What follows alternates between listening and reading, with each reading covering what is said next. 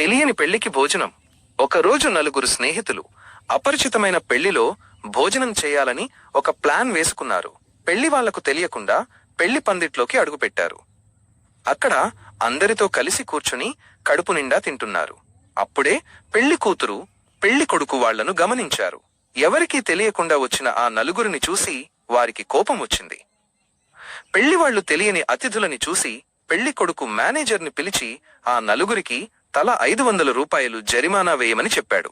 జరిమానా కట్టాల్సి రావడంతో నలుగురు స్నేహితులు ఆందోళన పడుతూ ఒకరి ముఖం ఒకరు చూసుకున్నారు. ఇంతలో పెళ్లికొడుకు తన మనసు మార్చుకున్నాడు.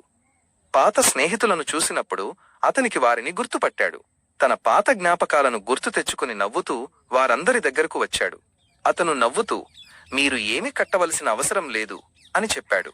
అంతేకాదు, వారిని చూసి నవ్వుతూ హ్యాపీ ఫ్రెండ్షిప్ డే అని చెప్పాడు. ఆ తర్వాత పెళ్లికొడుకు వారిని కౌగిలించుకుని వారి పక్కన కూర్చున్నాడు. ఆ తర్వాత వారందరూ నవ్వుతూ కబుర్లు చెప్పుకుంటూ భోజనం చేశారు. ఈ వీడియో చూసిన మీకు కూడా హ్యాపీ ఫ్రెండ్షిప్ డే.